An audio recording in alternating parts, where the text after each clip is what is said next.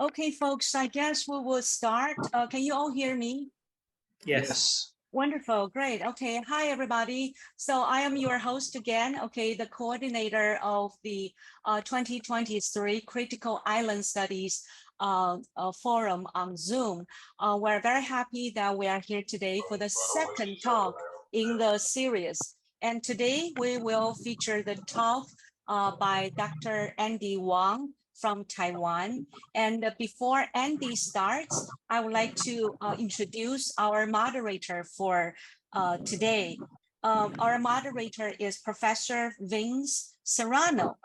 Professor Serrano is an academician, professor, and also a writer, a poet.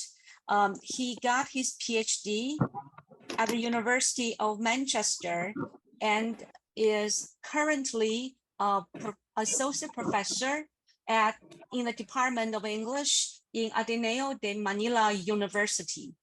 His article on the Baroque historiography of Wang was published in Unidas, a leading journal in the Philippines in 2018.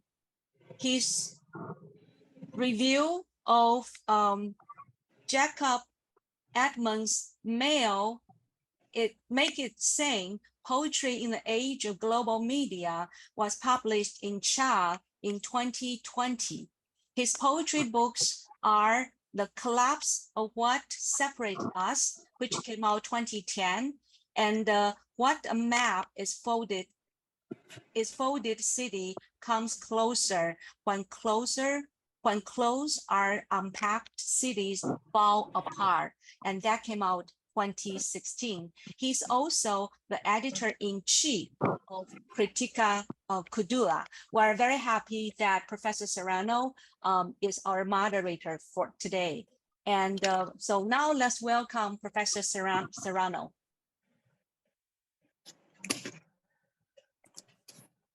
Thank you very much. Can I be heard? Yes. Okay, yeah. Thank you very much, Professor Iping, Liang, Iping, again, for the very consistent work in terms of organizing and putting together the Critical Island lecture series. Okay, so as Iping has explained, we are in our second iteration this afternoon. So we may recall just several weeks ago, we had a very thought-provoking and a very substantive discussion of Indonesian literature, by John McLean of the Lontar Foundation, and moderated by my colleague May Sevilla from the University of Santo Tomas. This afternoon, we are in also for what promises to be another very thought-provoking and rather relevant discussion on the Liminal island chain. Okay, this I believe is based on Professor Wang's Andy's article. Okay, on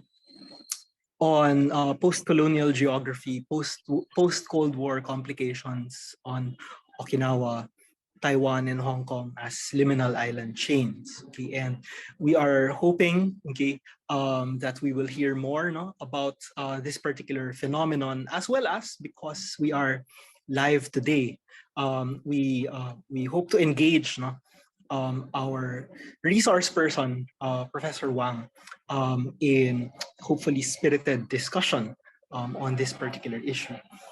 It gives me great pleasure to introduce our speaker for this afternoon, Professor Andy Wang, who is an associate research fellow at the Institute of European and American Studies, Academia Sinica. Professor Wang, Andy, got his PhD in 2006 from the Literature Department of the University of California, Santa Cruz. Okay, and over the years has been visiting fellow in a number of prestigious institutions, including National University of Singapore, the Harvard Yenching Institution, as well as the China Institution for Visual Studies at the China Academy of Art. Not only is Andy visiting fellow at these institutions, Andy also is on the advisory board or the editorial board of a number of very prominent publications, including Verge, Euramerica, Cultural Studies Journal, Journal of Intercultural Studies, as well as being the editor-in-chief of Router, a journal of cultural studies. Finally, and most notably, Andy is the author of numerous journal articles, okay, and monographs, reviews, among others, of which I will just mention two. In 2013, the monograph Trans-Pacific Articulations, Student Migration, and the Remaking of Asian America, the Remaking of Asia America was published, and it got the Academia Sinica Award for Junior Investigator in 2014. Most recently, in 2021, Andy published Rearticulations, Trajectories of Foreign Literature, Studies in Taiwan. And this got the Academia Sinica Scholarly Monograph Award in 2022. Friends, colleagues, guests, let us all welcome Professor Andy Wang. Thank you very much, Vince, for the very generous introduction. Can you all hear me fine? Yeah. Yeah. Yeah. Okay, great. I'm most humbled and honored to be taking part in this conversation. I was supposed to be in Manila at this moment, as initially planned, to give this talk also on Zoom, but from Manila. But for various reasons, I have to postpone my visit to Manila until later in April. So I apologize in advance to friends who who were there. But hopefully we'll connect later in April. I also want to thank, of course, EPIN for the invitation and the organization, particularly the Alliance or Network of Critical Island Studies colleagues. It was very exciting for us to hear about your, alliance that was established a few years ago and had been conducting, conferences and meetings, and now this, series of online lectures. It is indeed a very important topic, an emergent topic that is getting a bit more attention recently. So I'm also very happy to learn about this and curious to know the kind of work that's going on. So thank you very much, Professor Reyes and my old friend Oka Kapomanes, and I think also Budianta, Professor Budianta from Indonesia for initiating this. This is really quite a pleasure to meet you all, albeit only virtually. So now let me get into my talk and share my my PowerPoint. I hope this is gonna work. Okay, that was the last slide. So let me get to the very top of this. Start. Okay. Okay, can you all see the PowerPoint fine? Yes. Okay, great. Thank you very much. So the talk that Vince mentioned was based upon this article that I published in 2021 in Geopolitics. It was very much an accident. I'm trained as a literary scholar, cultural studies person at most. I never imagined myself to be publishing in cultural geography, but for a very strange but also happy coincidence that I was invited to give a talk at this conference called EARCAG. Oh, sorry, where's that? Okay, that was a missing. Okay, at this conference called EARCAG, the East Asian Critical Geographers Association. at which I was, I had the pleasure to meet with other and speak with other geographers.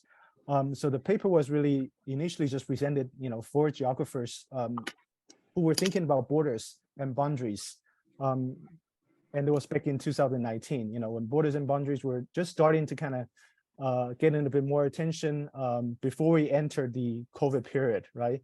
And so within the COVID period, everybody's very strict about their boundaries and distances. And we've been practicing this social distancing etiquette for almost 3 years.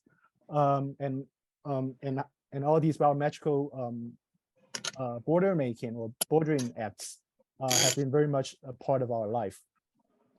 But that aside, despite the concern with borders and bordering at the conference 3-4 years ago, I was really thinking a lot more about the geopolitical situations in Taiwan in relation to this one particular territorial dispute that I've been studying and invested in for about roughly 2 decades, which is the dispute between Japan and Taiwan and China in the so-called East China Sea, this cluster of islands called the Diaoyutais in Chinese and Senkaku Islands in Japanese. The controversy surrounding the islands have a very long history, going all the way back to late 1960s, early 1970s. I'll get into the details, nuts and bolts of this a bit later. But one of the things that have emerged out of this dispute has been a discussion about sovereignty, territorial sovereignty, as well as nationalism. However, 20 years later, well, actually more than 20 years later, I would say 40 years later, from when the controversy started, my approach or my understanding of the controversy has gradually shifted away from assertion of sovereignty and nationalism to sort of indigenous perspective, right? And also to the context in which such bordering spaces or borderlands can oftentimes, or are actually oftentimes historically speaking, common spheres of life. People who've been navigating the ocean for many years before the institution of nation state was in place. This is an open sea where people roam about, fish, communicate, and trade. This points to an earlier history, a history that's probably not recorded, but somehow imaginable, of the indigenous population and their sort of seafaring experiences, right? But oftentimes now, when we think about these territorial disputes, we are very much grounded in questions of nationalism and questions of sovereignty. So the paper was really an attempt to kind of think beyond these typical models and confining models of nationalism. A bit more context of this was these other, let me show you these 2 other slides, which is a concern with Okinawa. As I'll explain later, the Diaoyu Islands or Senkaku Islands was very much nestled between Okinawa and Taiwan, constituted a sort of equal distance, more or less, between the 3 contesting powers. And Okinawa was being the closer to the Diaoyu Islands. And therefore, oftentimes, when we think about Okinawa, we mostly think about the military bases. We mostly thinking about Okinawa as being the tropical island for vacation and paradise.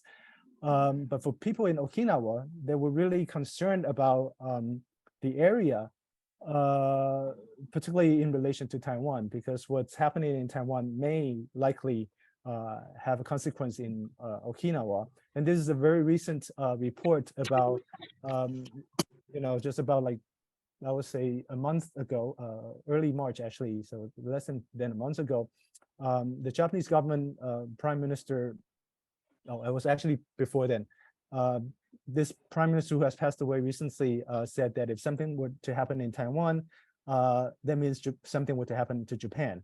And so just about a month ago, the Okinawan intellectuals and activists were very agitated about this possible consequence, because the scenarios of wars are becoming slowly becoming a reality in some form. And therefore, they were calling for some kind of cross-border dialogue, civil society petitions to stop the war if possible. And so this is actually from early March, Okinawan prefecture government has already started this drilling practices for evacuation. So if something were to happen, how people would evacuate themselves to safe shelters in Okinawa. And this is one of the report that this is one of the actual things that's happening right now. So the picture that's presented here is actually the helicopters staying at the Futema Air Base in the center of Okinawan Island. The other context for this thinking about and beyond nationalism and sovereignty is the 2014 Hong Kong Occupy movement. As you know, the Occupy movement in Hong Kong started in 2014, and there was another one that arose in 2019 that led to fairly tragic consequences, with some people passed away, a whole civil society got calmed down, brutally quieted by police forces and so on and so forth. And therefore, the whole concern in Hong Kong from 2014 to 2019, by and large, has been about this concern with democracy and the threat of democracy that Hong Kong used to have. And therefore, and this threat, of course, from Hong Kong's point of view, came from mainland China. And that's why the slogan since then has been circulating quite prominently, between Taiwan and Hong Kong, which is today's Hong Kong, tomorrow's Taiwan, right? Which is kind of prefiguring of what may happen if China were to stand up, as a real bully.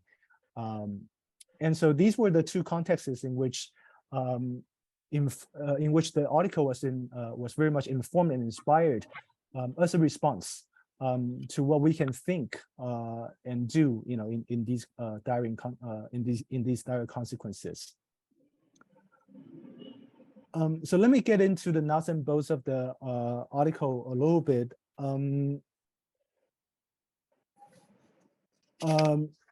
The liminal island. What I mean by that is that places like Hong Kong, Taiwan, and Okinawa have been having a fairly interesting fate as a sort of semi nation state. Let's put it this way.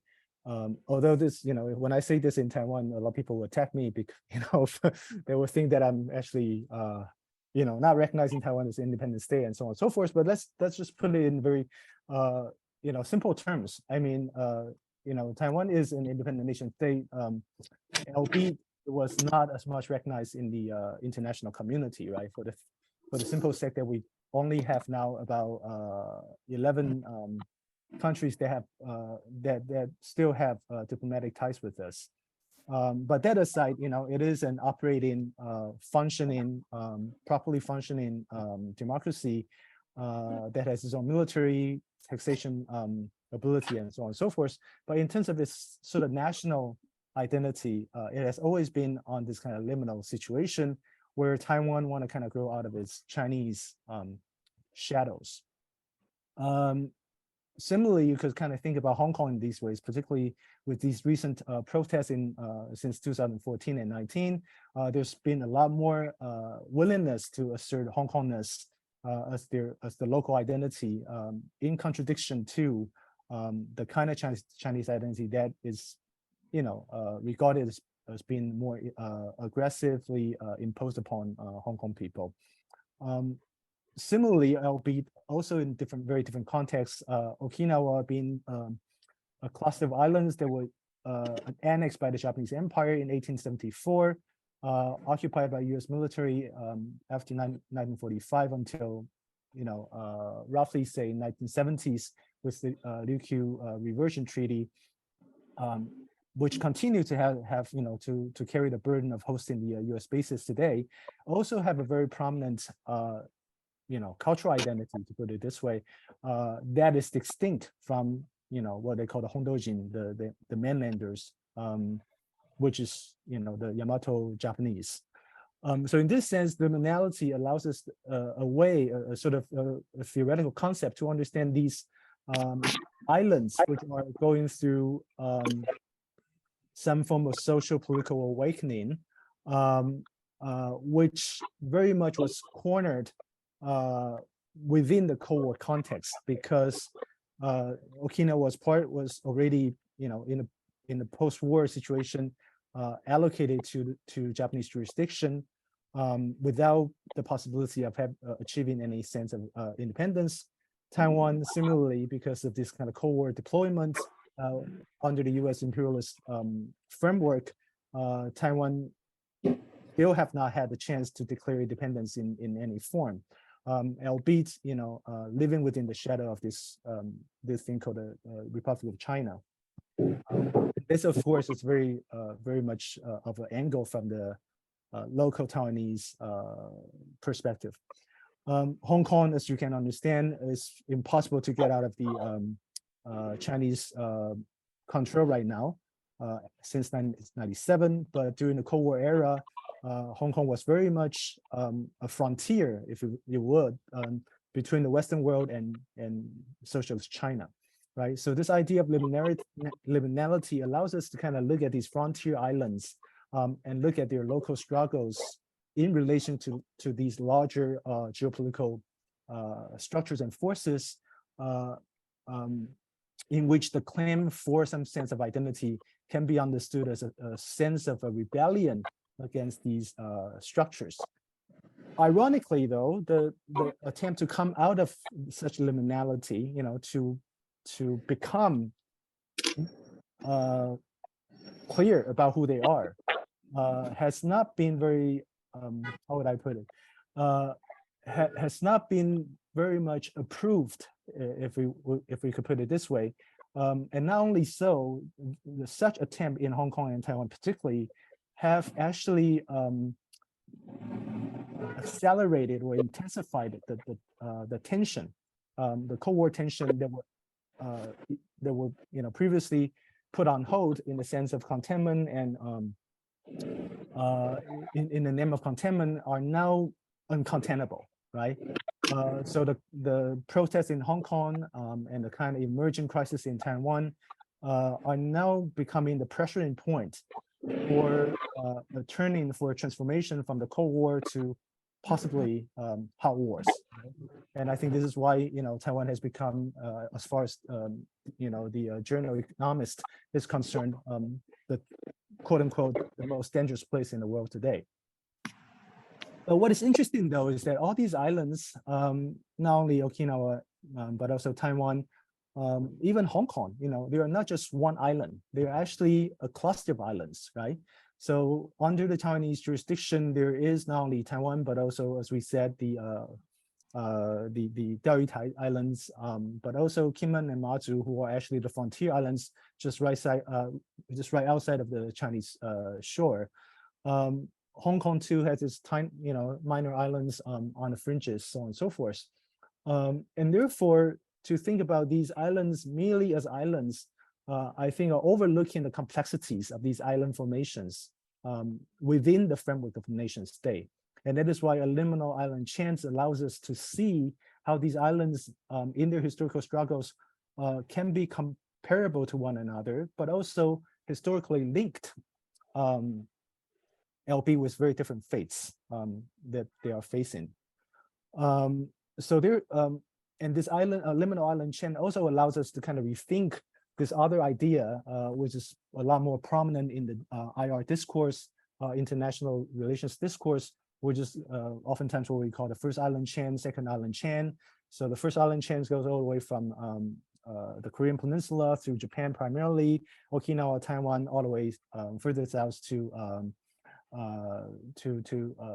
Philippines, and potentially extending to the Indonesian islands and so on and so forth, which is very much an ideological construct imposed upon a geographical configuration, right? And that's also why these sort of geographical metaphors of island chains or archipelagos and so on and so forth are actually very interesting, but also very laden with ideology, political ideology. in this sense, and that's why we need to kind of think about, these island chains, not only from the kind of Western imperial perspective in the sense of anti-communism, but or inter-imperial rivalry or whatnot, but also from within, from the people and the island and the societies on the islands, in terms of how they think about themselves in relation to these larger ideological geopolitical constructs. So let me move on further. So just really a quick quote from my article to sort of explain, the complexity and the density of this island chain idea. While John Dow's, former U.S. Secretary of the State in the 1940s and 50s, did not define this offshore island chain as a distinct geographical area, it clearly embodies a stretching border garrison to guard the free world against communism. As Toshi Yoshihara of U.S. Naval Institute noted, in China's maritime vision, the island chain is not only a physical barrier, but also an evocative metaphor for the resistance that they anticipate from the occupants of the first island chain, not the least of which include latent maritime competitors such as Japan and the United States, right?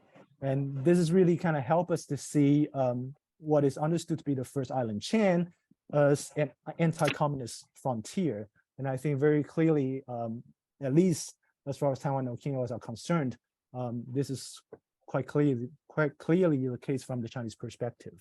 Hong Kong being slightly a different story, and I'll get into that in a minute.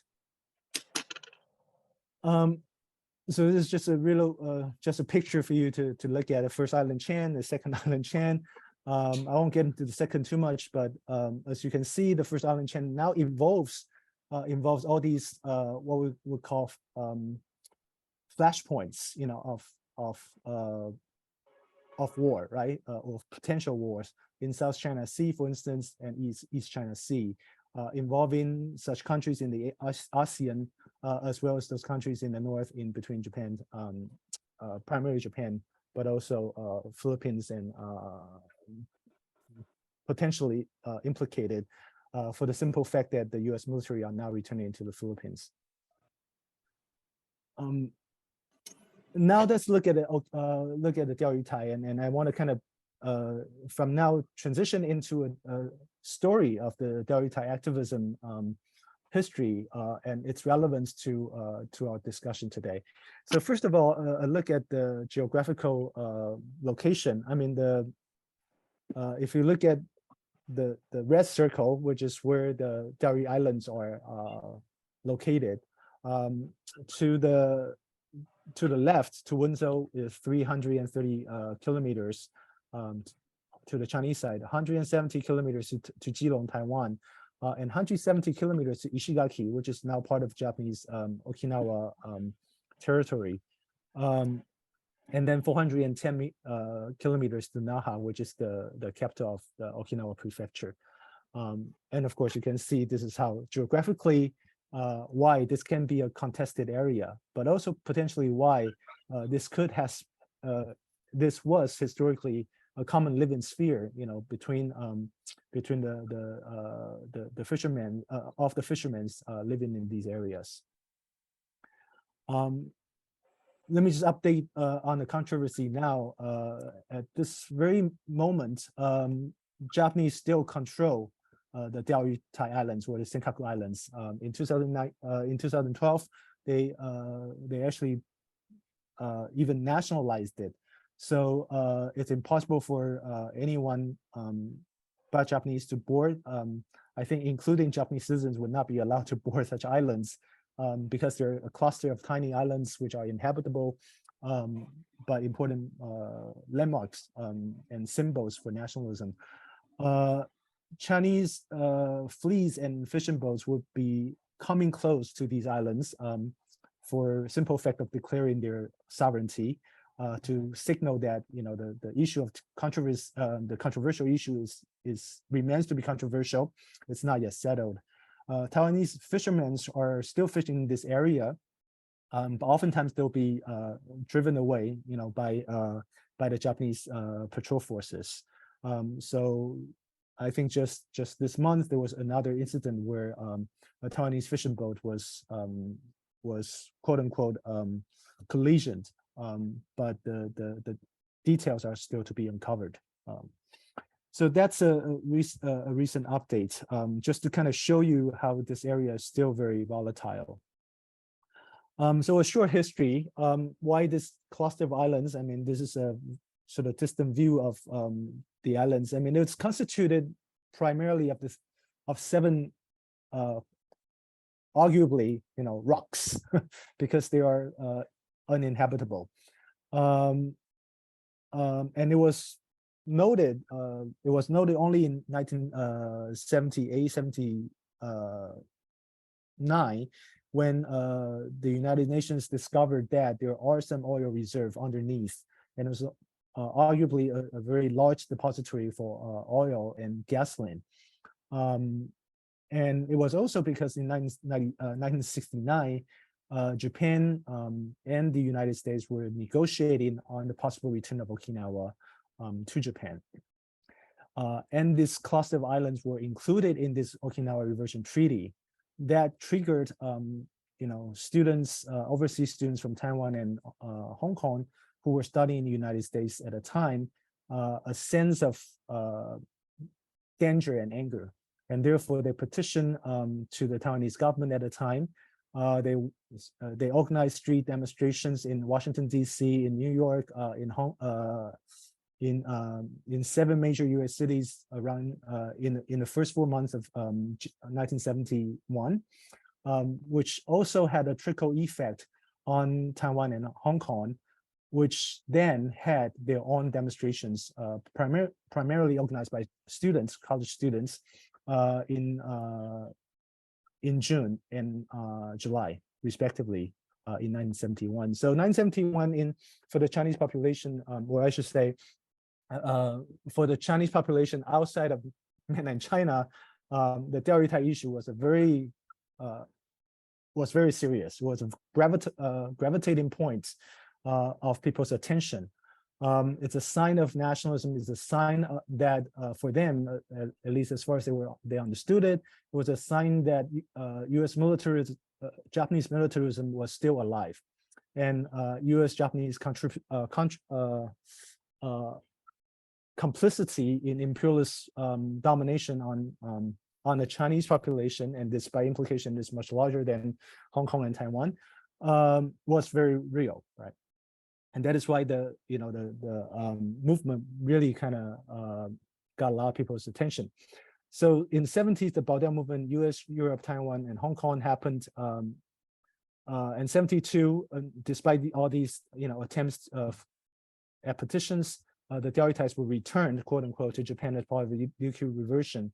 And the Bao'diao movement then turned into a pro-unification campaign. So rather than fighting for the territorial sovereignty, now the only way to solve that is by, trying to get Taiwan and China reunited, right? So that we gain a greater force to fight against Japan.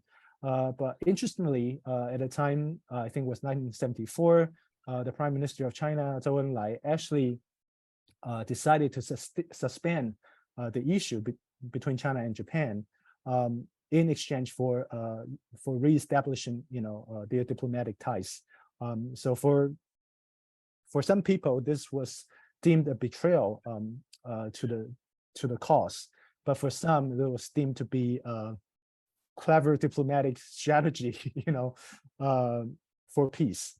But anyway, I won't get into the details of that too much, but just so you know that the issue was a little bit settled in a quiet way, in the late 1970s, until 1996, just at the cusp of Hong Kong's return to China.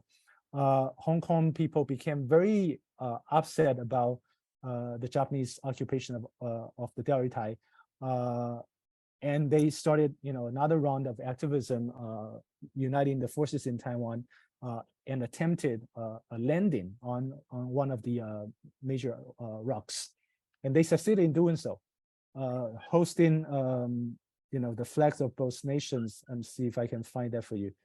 Oh, sorry. Okay, no, I don't have the photo here.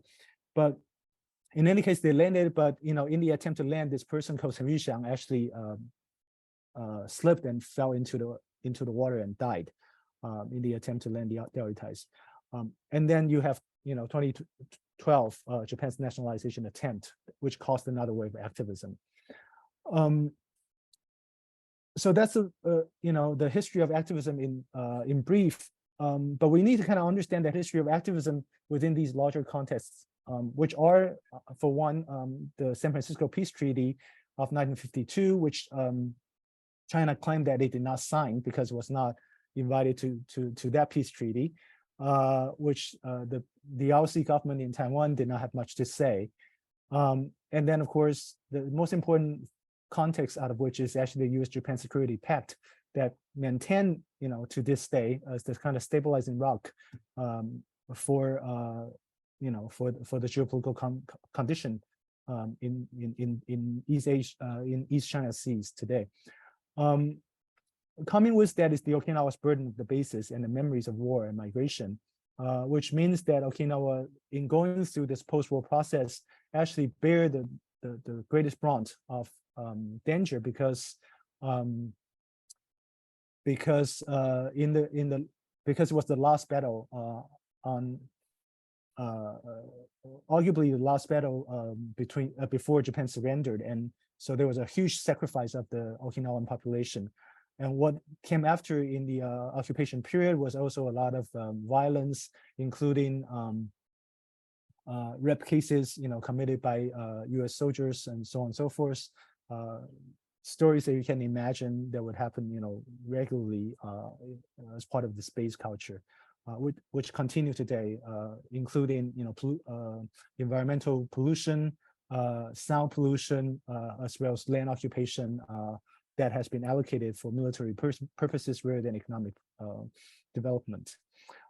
This also comes with the really interesting situation that South Korean scholar Panam Chong called the division system in East Asia, in which Taiwan, Hong Kong, Macau, and China were separated into different territories with different jurisdictions and political ideology. The division between the South and North Korea, and likewise the division in certain sense between Okinawa and Japan, even though it is the two places belong to the same country in a sense. And this really brings us to this current moment, which started about 30 years ago, in the name of the end of the Cold War, right? We all heard about this, jubilant celebration of the end of the Cold War as the Berlin Wall fell down and the collapse of the Soviet Union.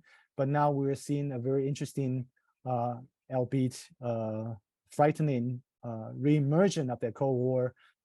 Now, manifested in the Ukraine-Russian war on the one hand, and a potential competition between US-China in the East Asian context on the other. So what's happening with the Baodao, in a sense, is actually a very interesting conjuncture that links Taiwan, Hong Kong, and Okinawa together. And this is where I want to kind of, I want to invite us to kind of think about this idea of liminality, right? Not only in the earlier sense of their political identity being liminal, but also in the sense of the subterranean connections there was, but not anymore today. In other words, whereas Okinawa will be concerned about what's happening in Taiwan because that history of war and memory of war that they had during the World War II, Taiwan today is not very much concerned about Okinawa, except that it does anticipate the U.S. military base in Okinawa would lend a helping hand if some kind of political military crisis were to happen in the Taiwan Strait. Hong Kong, very interestingly, was very much invested in the Diaoyutai issue, but has very little connection with the Okinawa.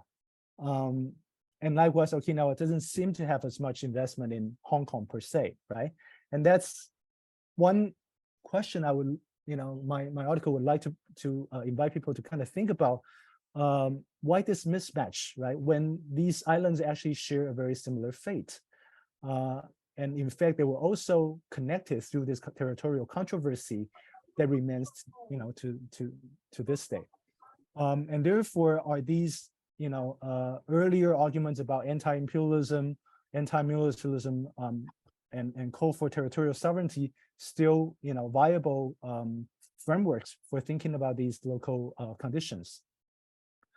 And therefore, it's important for us to kind of think about these limitations of sovereignty claims, partly because they are always and have to be, in fact, absolutist claims, right? I mean, sovereignty is built upon this simple understanding that it has to be mine. And if it's mine, it cannot be yours, right? So it's absolute. And therefore, it is, it invites endless contestations and even impossible negotiation, right? And this is the kind of discourse we've been hearing from, Taiwan, Hong Kong, Japan, or any countries where when national sovereignty is on the line, there is no way to back out on that conversation. Which then becomes a very possible or dangerous cause for war, at least for the militarization and also for the militarization of borders, right? And that's why we hear about the building up of the Spratly Islands, how China is trying to turn the rock into a larger island, to host military operations, or even places like Singapore is trying to kind of rent certain islands from Indonesia for other purposes. So in that sense, we need to kind of think about islands within these geopolitical conditions, but also from within to think otherwise, right? To think otherwise how islands can be connected or to in and also to be sharing, some sense of similarities in their own in their destinies. This is also a way to kind of think about, in other words, to think about the limitation of sovereignty claim also invites us to kind of think creatively how, the civil society may or may not be the same as the nation state, right? In other words, in the context of Taiwan, it invites us to kind of think about how the fishermen in Yilan who are, fishing in the Diaoyutai Islands area would have a different take on the idea of sovereignty. For instance, some would argue that precisely because we have weak sovereignty, Taiwanese, military could not really offer much protection for the fishermen. It's probably better for some kind of negotiation to happen, right? To have more diplomatic negotiation rather than these, these sort of escalating tension, because that will actually end, their possibility of fishing there. And therefore, the question here would be, when we talked about these common spheres of life, in a sense, in such cases, the Diaoyutais, who should be the deciding parties, right? Why do we always decide on how the spaces are being how and who the space? Let me put it this way: who should decide? Let's put it this way: who should decide in what way should such spaces be accessed, and who has more relevance? Whose voices are more relevant in thinking about the uses of these spaces? Oftentimes, we tend to fall into the national state thinking and discourse, understanding these places to be issues of sovereignty, but from the ground up, from the people who are involved and depends their life on such places, sovereignty may not necessarily be the most important concern for them, right? And this is what, how I want to kind of shift us towards or beyond the sovereignty concerns. There are also, for example, environmental issues to be put in, but I'll leave that aside. Importantly, I think this whole sovereignty discourse really neglected the earlier history of indigenous presence, right? And I've found actually reports of the Taiwanese Aboriginal tribes making claims that these Diaoyu Islands were actually the ancient sites of their were actually the sites of their ancient remains, right? Where the indigenous population also have used these sites, as part of their living culture. But of course, they would no longer have access to that, right? And therefore, in terms of sovereignty, who should have the sovereignty towards, of these islands, becomes from this kind of indigenous perspective becomes a problematic discussion, right? Or at least, if we want to take in the indigenous perspective, we may need to kind of rethink about the history and the priority in which the access to these spaces is to be negotiated. And therefore, in the article, I actually offered this idea that perhaps fishermen in Geelong and Okinawa, as well as the indigenous tribes in Taiwan, should sit down to kind of deliberate on how these spaces should be utilized. Of course, this is far more utopian than what is allowed in this practical, in this everyday geopolitical reality. But as a thought experiment, why shouldn't we be considering this from the perspective of radical democracy, right? If we really believe in the spirit of democracy, why shouldn't these voices be counted more than the voices from Beijing, Tokyo, or Taipei?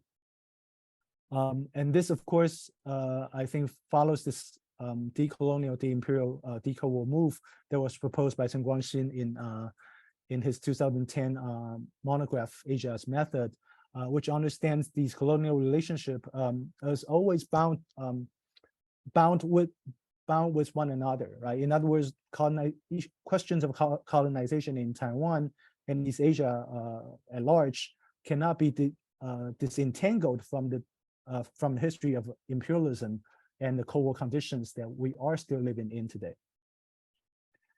So finally, I just want to end my discussion here by offering a few points of departure in thinking about islands within the larger island studies context. A liminal island chain is really just a tool to think about relational comparison, both in the sort of glissant sense, as per two sense, both in the spirit of these scholars, Edouard Glissant, Yanli Espiritu, and Imafuku Ryuta. Each of them have different articulations of how relational comparison can be done. But from the context of my discussion today, I think this relational comparison first and foremost has to be understood within this within the Cold War geopolitical structure, right? In the sense that Okinawa and Taiwan were connected in this larger history of Cold War politics as long as colonial history before it, and therefore the contestation of the territorial sovereignty should not be the end of itself, but actually an opening to a larger discussion of this earlier history and ongoing geopolitical reality. And the point is how to get out of this rather than staying within these constraints and continuing with the endgame of Cold War thinking. Furthermore, if we want to think about these islands together, both in their connection but also in their disjuncture, right? So, for example, it's much easier to think about Okinawa and Hong Kong. I'm sorry, much easier to think about Okinawa and Taiwan together today than thinking about Hong Kong and Okinawa today. But in terms of relationship, between the islands' relationship to the central government, say Okinawa and Tokyo, in some ways it's not entirely different from the relationship between Hong Kong and Beijing, right? So this may offer another way of thinking about this relationship in the sense that these archipelagic relations are not entirely how would I put it? They can be understood as parallels, right? And the relations are actually repeated. The kind of relations of domination are actually repeated. And this is the so this other scholar, I'm forgetting his name now, has this argument about repeating islands in the sense that the kind of continental island relationship has always been repeated in different places. It's not limited or specific to only one place. albeit every articulation of that, domination may be different. So archipelagical thinking, as far as I can understand, is about understanding the domination, the relationship of domination, but also the connectivity between these islands, and the resonance, right? So the Tokyo-Okinawa situation can be understood as a resonance of the Beijing-Hong Kong situation. The same way, we should understand Hong Kong-Taiwan relation as a sense of connectivity, in the sense of, today's Hong Kong, tomorrow's Taiwan, is a sense of connected life or connected fate. At the same time, it's also a connected fate between Taiwan and Okinawa in the sense that if a war were to break out. And these connectivities are different, but they somehow allows us to see, the local situation as much larger than just local. It is also regional, and it has ripple effects towards other locations. Of course, we cannot forget about the indigenous, right? Because the indigenous population have been the subject that's borne the brunt of suffering in this history of self-colonial buildup in Taiwan and elsewhere. And therefore, how do we bring back, quote unquote, the Caliban out without asserting a kind of primordial right of the indigenous to possession, but rather to understand the Caliban as a figure of the local, a figure of a different kind of thinking about possession and locality, right? In other words, we need to kind of, get us out of that kind of, Hegelian dialectic between the slave and the master, right? Between the Prospero and the Caliban, and thinking much more creatively about how Calibans can, is merely a figure that is now much more diverse and multiple, right? And therefore, we need to kind of, on the one hand, reflecting on that, relationship of domination, but also to kind of look deeper into the local relationship of domination within the claim to, of Calibans, right? And this specifically, I'm talking about, for example, in Taiwan, a lot of Taiwanese are claiming themselves to be native or local, right? Which is a way to sort of sublate, the indigenous population, right? But if we merely look at that Taiwanese local versus indigenous population as a kind of master-slave discourse, then we're also missing out on the larger picture of domination in the sense of Europe, in the sense of U.S. imperialism and also Chinese threat on the outside.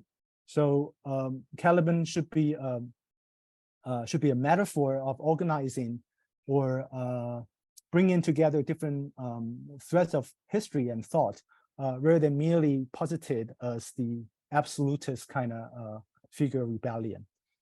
In this sense, islands provides all these thinking about in-betweenness in the name of liminality, for instance, frontier, threshold, living sphere, context on greater sovereignty and space of exception, right?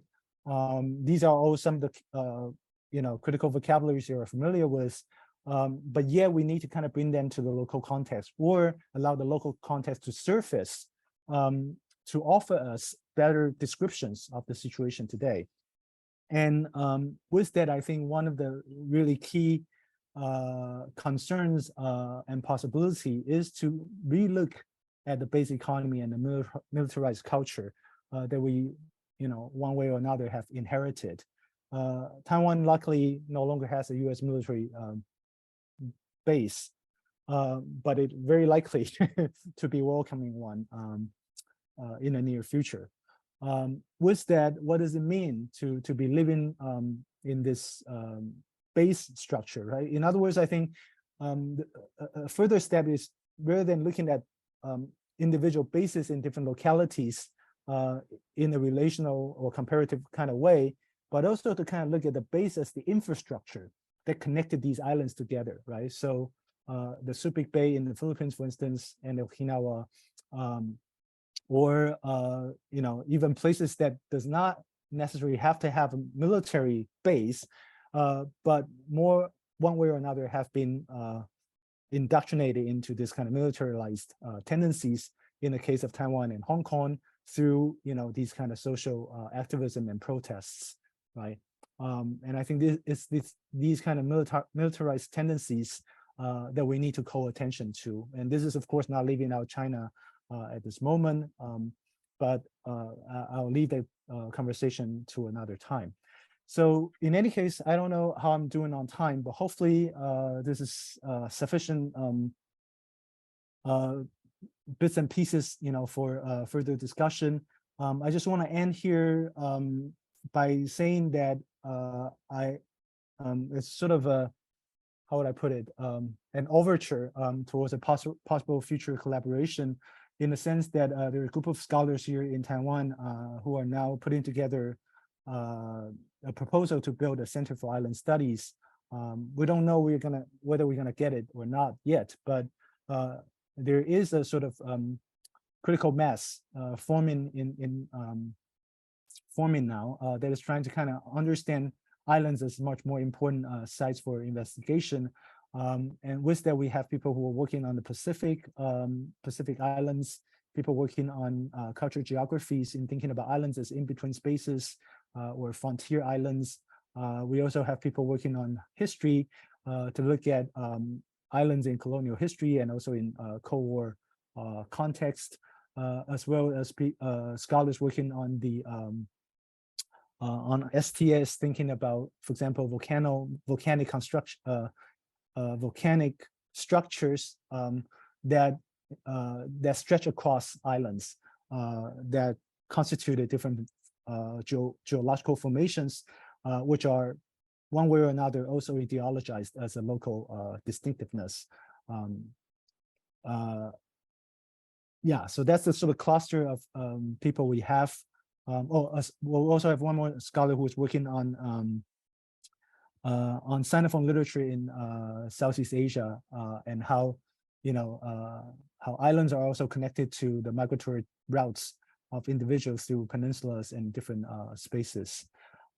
So all that's to say that I think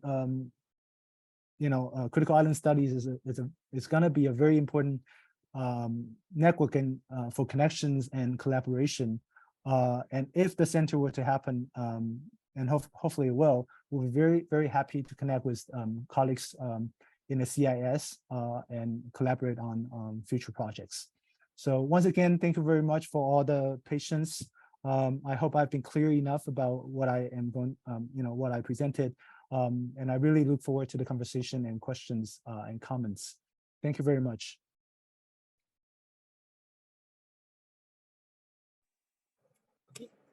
Yep. Thank you very much, Andy, for this very substantive and wide-ranging discussion of the liminal island chain. Okay, so if I may be permitted like a few moments to kind of like, synthesize a number of potential talking points in Andy's discussion. There are quite a few that already emerged in Andy's discussion, including the case study of the conjuncture of Okinawa, Taiwan, and Hong Kong, okay, as precisely this liminal island chain. So that configuration or that conjuncture is really the case study, the starting point for Andy's reflections on a number of areas, including history of geopolitics in the area, ranging as far back as the Cold War and the end of the Cold War, the rise of globalization, the rise of China, among others. The liminal island chain also, second point, questions, if I understand Andy's talk correctly, questions or articulate some of the limits of sovereignty. Okay, so in that case, the liminal island chain exposes, if you'd like, some of the limitations, the slippages of sovereignty.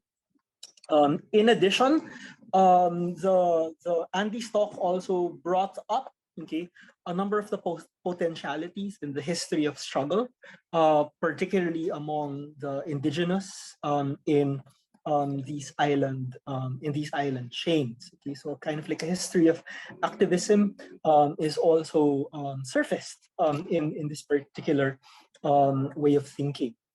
Of particular interest to us scholars also would be, I think item number 4, no, would be like perhaps not to coin an appellation if we have Asia's method. In this case, it's like Islanda's method, in which the conjuncture, to use that term again, the conjuncture of quite a number of disciplines, including, as mentioned, history, cultural studies, geopolitical formations, an understanding of the indigeneity, multiple indigeneities in the area come to bear upon, okay, a particular object of study. In this case, okay. So and lastly, the wide-ranging significance of this particular work in terms of present-day problems with the environment, present-day problems of the rise in militarism, present-day questions regarding sovereignties, okay, imagined or real or whatever, again surfaces in this kind of talk. So I will stop there in order to like entertain questions to Andy. I think we have 2 ways of doing this. Now you can field your question verbally, just switch your microphones on, or you can field your questions through the chat box. Okay. Yeah. Professor Dina Roma, hello. Yes. Yeah. Yes. Good afternoon. Good afternoon. I volunteered because I'm afraid that I might forget my talking. No worries, Dina. Okay. Yeah. So thank you very much, Professor Wang, for that very expansive talk that you just gave. I, in fact, have so many notes here, and that my paper appear like a bus or train map because of the many things that I am trying to figure out. So. And I don't know if my question would give justice to your very enlightening talk. But first is that this actually made me think of 2 works that I have read, and that is one of Gaston Gordillo from the Department of Anthropology in the University of Vancouver or British Columbia, if I am not mistaken. And the other one is Writing the South Seas, or Imagining the Nanyang in Chinese and Southeast Asian Post-Colonial Literature, Brian Bernard's. And the reason why I cited these 2 works is because of the necessity of the interdisciplinary approach that this topic seemed to demand. And I was thinking of the glossary of the words that you have deployed in your talk. You have contestation, sovereignty, frontier, threshold, living sphere, connectivity, state of exception.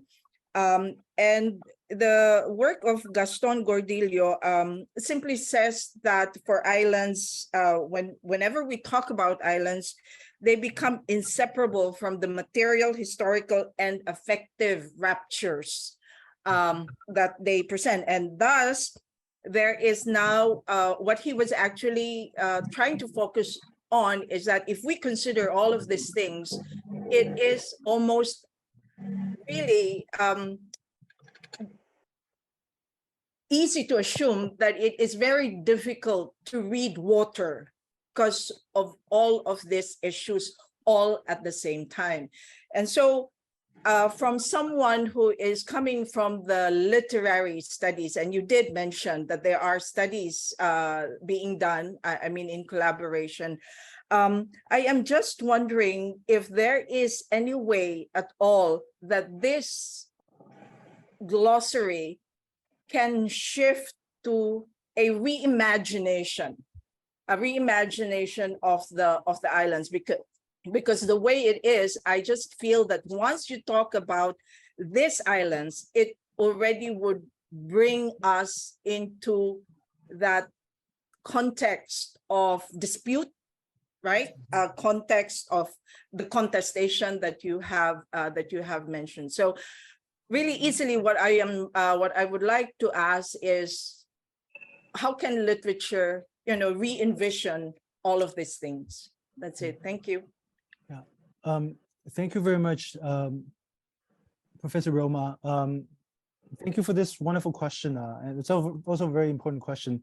I apologize in advance for being rambling in the talk in a way, for carrying the maybe going to many places, but mainly because I want to kind of offer a slightly global picture in terms of what is at stake. So for me, what is at stake is not so much literature at this point, even though I was trained as a literary scholar, but actually the political situation, which I think is quite serious. So that aside, let me just get back to this idea of the water and island study thing. To me, from what I can tell, there's been, for example, there's a Journal of Island Studies. There's been a history of island, literature about islands in the Western tradition. I think in the Chinese, there's also quite a bit of a, discussion of, how islands are different from the continents and this and that. Okay, the cultural geographic point of view in thinking about islands are actually very much a way to rethink the relationship between these geographical features.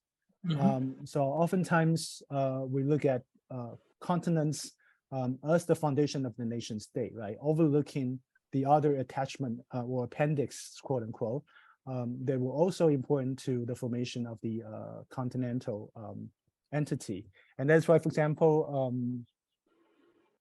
Brian Roberts and Michelle Stevens, the work they co-edited, you can probably can see, it's called the Archipelagic American Studies, which is a collection of essays, I think was published by Duke University in 2017, which is a way to offer the islands, or rather the archipelagic, as a way of rethinking American nation state and empire, right? How much the US empire was built upon the occupation of certain islands as key points of entry, or for example, in the case of Okinawa being a very important, foundation, or in the American geopolitical discourse, the keystone in the Western Pacific, and how that would allow us to reread, for example, American social formation as well as literary tradition. Okay, that's one way Roberts and Stevens are trying to do from the literary perspective. But the cultural geographies were trying to look at different uses of, cultural geographers are trying to look at different uses of the islands as, for example, exceptions, right? So you have islands that are used as penal colonies, right? You have islands that are used, for example, mainly for oil depository, as in the case of Singapore. You have islands used, carved out as a special zone, which is not governed by, conventional laws and legal practices for neoliberal development, so on and so forth. So these are what the cultural geographers are interested in. Okay, and then you have a small sector of cultural geographers looking at the infrastructures, how the islands are connected. And this infrastructure obviously, is much larger than the islands, of course. For example, the line, the what do you call that? The electric lines that through which we are able to get into the internet, connected, for example, Taiwan to other spaces, and that's why when you have certain lines cut off, you don't have any access to internet. So that kind of infrastructure, emphasis on infrastructures, allows them to think about islands not merely as limited and enclosed, but rather as important connecting points, right, to other spaces. So finally, you have people in IR, in international relations, thinking about these islands as particularly ideological and geopolitical spaces, right, which do not, and they are not concerned about how these people are living and think. They just think about, oh, this is where we get a stoppage, for the advancement of this country that we have competition with, or where we can occupy a key point, for further advances, so on and so forth. So islands are being used in very different ways. And what I wanted to do, particularly within this paper, is to really look at islands as not merely as minor states or peripheral sites in relation to the continents, but as how would I put it, as relational and comparative, right? Relational in the sense that we are connected to one another, even though we oftentimes do not see that. And the reason why we do not see that is because we are so much limited by our sovereignty national framework, that if we look at, the spaces, we're looking at what is ours, right? But if you look at, for example, the Diaoyu Islands, you understand this is a space that arguably can be shared, right? And what does that mean to actually see that as being shared, right? At the same time, I'm looking at all these relations of domination as being repeated or parallel, in different spaces and contexts, right? So the Hong Kong-Taiwan relation is one, Taiwan-Okinawa relations is another. They may be understood in very different contexts, but they actually have a history that overlaps with one another. They have a geopolitical structure that overdetermined their relationship. And I think, by looking at these relational or these relatedness or relationalities, we may be able to start a different way of understanding politics, right? So in the sense, radical democracy as a way of imagining regional collaboration, the kind of, rather than talking about international, this is one of the arguments by another South Korean scholar, Chok Won-si. He said, rather than talking about the international, why shouldn't we talking about inter-people, right? And how would that, give us a different sense of how to deal with the matters at hand, right?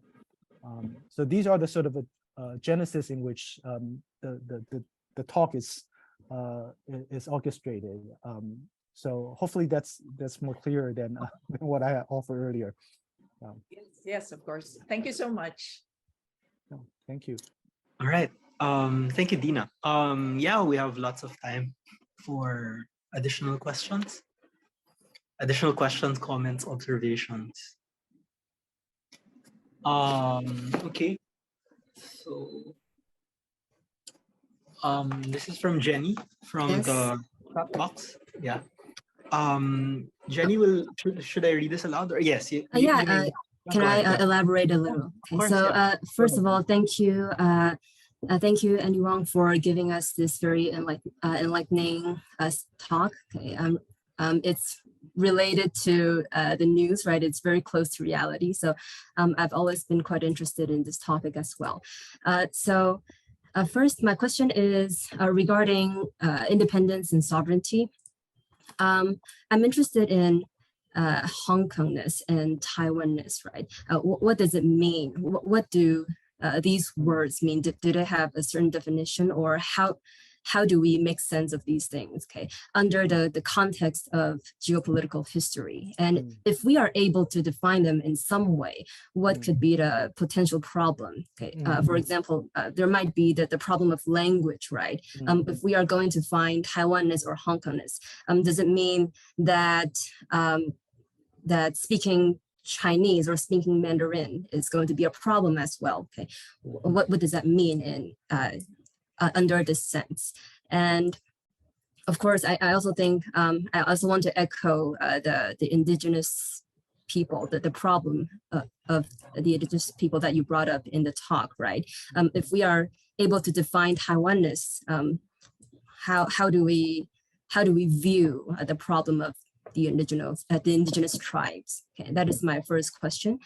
And also, I'm also quite interested in the role of the US. Okay, I'm wondering, is it necessary or would it be helpful to bring this topic into our research, right? We are talking about the connectivity between China, between Taiwan, Japan, and Hong Kong. But I'm also interested in the possibility that the US might also may also be having a role in this in our relations, right? In this diplomatic relations. Okay, so that is the second question, and the third one is the topic regarding connectivity. So in the earlier of this talk, you mentioned that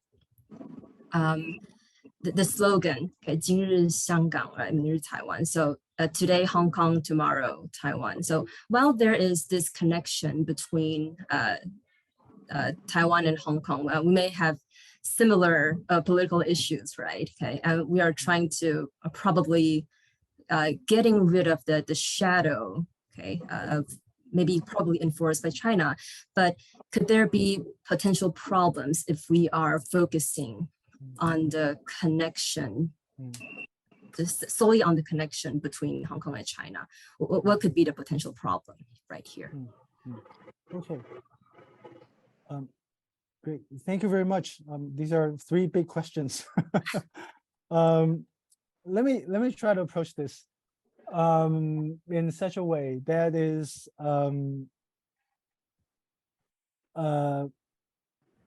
well, first of all, let me get back to the question of islands. To me, islands as continents, as any spaces, you know, that people inhabit, it's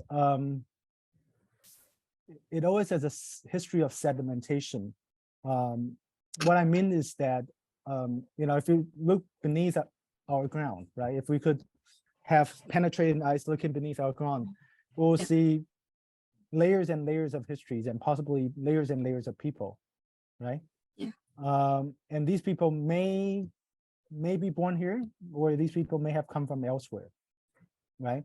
So if we have a deeper historical look into our geosocial history, then this whole thing about you know, for the lack of a better word, this whole thing about community is at once real and impossible, right? Real because, you know, that's what we feel connected, you know, that's the history that we feel connected to one another. Therefore, you know, my grandfather is buried here, you know, and there's my great grandfather. You can trace that history and imagine that community. But if you look at the islands as the measurement or the optic, you know, for which history is unfolded, then that community may not necessarily be just us, you know. And so in this sense, when you're talking about Hong Kong or Taiwan or even Okinawa, an important thing to remember is that people have come and gone. Right? They may have stayed and they may have gone elsewhere. The whole idea of the community is a momentum. How would I put it? It's not eternal. You know, it it has its temporal dimensions to it. Okay, so that's the first point I want to make. And I think islands is a better tool for us to kind of think that way, because islands is oftentimes has an emphasis on connectivity, on flows, on movement. So if you want to think about Atlantic history, archipelagic history, it's easier for us to kind of imagine these spaces of communities as more in flux rather than fixed. Okay. I like the idea of I really like the idea of community that you just mentioned, because I find it hard to define these things. It seems like when we say Taiwanese or Hong Kongness, they're trying to cut off certain roots or origins. Exactly, and that is why when I invoke Hong Kong or Taiwan at this point, it's just what people call these places, right? But it's important, it's particularly in the context of liminality, to know that this fundamentally are names of the space or names of the locality, right? The people may be part of that, but they may not necessarily be the representative of that space. Okay, and of course there's question of language and culture, but allow me to kind of leave that on the side for now. Okay. Let me get to the second one, which is the US. I hope you didn't get me wrong in the talk, in the sense that I only talked about the threat of China and not the US. at least that's not what my reputation is in Taiwan. Yeah, you mentioned a militarized group, right? Right. Into other places. Yeah. Right. So the point here is really that this whole post-Cold War, this whole post-war situation from 1945 to the present was very much a global condition, right? Yeah. A condition that was determined by a Cold War geopolitics, which initially was very much a U.S. oriented imagination, right? In terms of U.S.-Russia confrontation, so on and so forth. But when it gets filtered into these local specificities, you see different local forces coming into interaction, right? And what is happening now in what I would call the quote unquote post/Cold War context is that all these specters of the Cold War in terms of anti-communism, in terms of how would I put it? Anti-collectivism, for the lack of a better word, continue to be our everyday lingo in solidifying such ideology as democracy, liberty, so on and so forth. Not to say these concepts are wrong or unimportant, but to say that these concepts do have their ideological packages, right? Yeah. And with that, the U.S. do play a very important role in this history because a lot of these concepts were imported from this Western philosophical tradition, empowered by the U.S. as being the dominant power during the Cold War days, particularly in such spaces as in Taiwan and Hong Kong, right? And that is where we are now at this kind of crunch point where the tension between the U.S. and China are not merely political or economic, but potentially ideological, military, and also civilizational, if you will. And that's why I think this is where we not only have to bring the U.S. into the analysis, but really kind of pinpoint on these larger structures of power that determined to a certain extent the conditions in the local. Yeah, I like that. Finally, connectivity. I would just say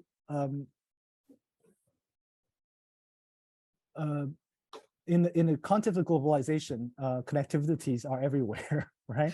Yeah. You can always point to something as signs of connectivity. So I don't want to over emphasize that, but at the same time, I think it's important to know connectivities are not merely structured by technology and global culture, but also by sort of subterranean prior history of migration and even these infrastructure, militarized infrastructure that we participated in without knowing what was also happening elsewhere. So perhaps like putting different circumstances together and to compare them and to see what's right. So the similar parts, right? Yanli Espiritu in Body Counts would argue that all these refugee migrations are also militarized migration because refugee camps are oftentimes set right next to military bases. In the case of San Diego, for instance, and as we can witness in the context of Afghanistan, refugees are trying to flee, with the U.S. helicopters, right? So these were the connectivities that oftentimes we do not see, but they are very deep and present. All right. Yeah. Thank you. Thank you so much. No, thank you for your questions.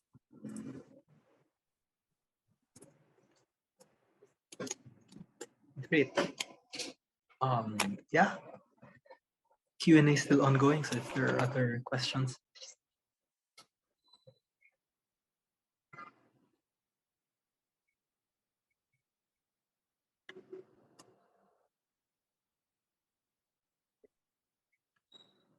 Okay. If I may be allowed to field the question, Andy, while preparing also for this talk, I was like glancing at your published paper, and you gave a lot of attention to the dual function of borders as ordering and othering. Okay, so and I think that that forms an interesting conceptual basis for the talk that you had this afternoon. Could you extrapolate a bit more on this dual function of borders as ordering and othering, and how rethinking our configurations as islands perhaps can help address or overcome this particular limitation? Yeah, thank you, Vince. You really get it. You got me right there. I should have explained this better at the beginning of the talk. How I put it, in a scholarly discussion of borders, right, particularly coming out of the international relations discourse, borders are borders, right? This is the separation of self and other, right, in a very material way. And so borders are actually spaces of security, bases of surveillance. I mean, not bases, but spaces of surveillance and security, but also spaces where we, spaces of differentiation. For example, going through the customs, right, at the airport, you know, the officers will look at your passport and tell you which channel to walk in, right? We used to do that a lot, you know, foreign passports and, you know, local passports, right? So borders are understood in those sense, but if we look at borders away from these material sense, instead of looking at how it functions, right? It really it plays more of a role of scrutinizing, and such scrutinization now take place not only at the borders, but on the everyday basis, right? So this is where the idea of the othering comes in. And this othering also comes with a very important concept, which is ordering, right? So bordering, you know, borders not only allows us to separate self and other, but also creates an order in which this community function socially and politically in certain ways, right? But with, you know, migration and globalization, a lot of people are coming in and out. Still, every day we are trying to tell one apart from the other, right? And this is intensively so these days, particularly in a Taiwanese context, you know, before COVID and after COVID, you know, where there's a lot of attention given to the incoming visitors from mainland China, because that's being regarded as a space of contagion, right? So, but what's interesting is that, you know, you can really tell a Chinese from a Taiwanese if he's within your society, right?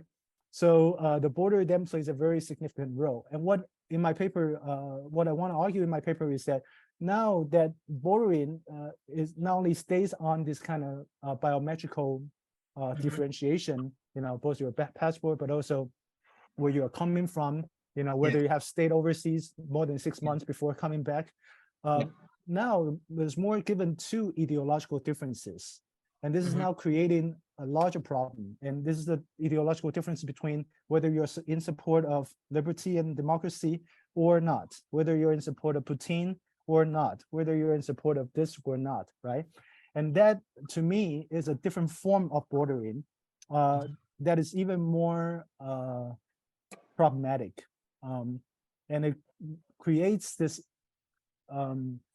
this tension within Taiwan, at least, but I understand this also may apply to the space of Hong Kong, that we suspect each other now. You know, we're now looking for traders. We're now looking for, you know, malls and hosts. And this really puts us into a wartime, you know, scenario, which is very unhealthy in many ways. Okay. Yeah. Great. Thanks, Andy. Thank you. Yeah, Vince, may I ask a question? Of course, yeah. Yeah, Okay. yeah. Andy, 谢谢你，这是 paper 实在太棒了哈。I really like how you open your paper. So like everybody else, I just want to tell you how much I admire the paper. That I like how you position as a theoretical point at the very beginning that you are doing border, studies, and then border, especially the border, between continents and the islands, so that it's exactly that point of in betweenness. And I think you're reading, in the geopolitical context of Diaoyu Tai Islands, how it becomes a point of contention, within, the national, within the shadow, space of the border, intersecting the national boundaries of PRC, ROC, Japan, and how Okinawa also has come into play a role because it's also a contested colony within the empire of Japan, and also the latter part of the paper which concerns Hong Kong, and I really like it. The island borders. Okay, the geopolitical talks about island borders.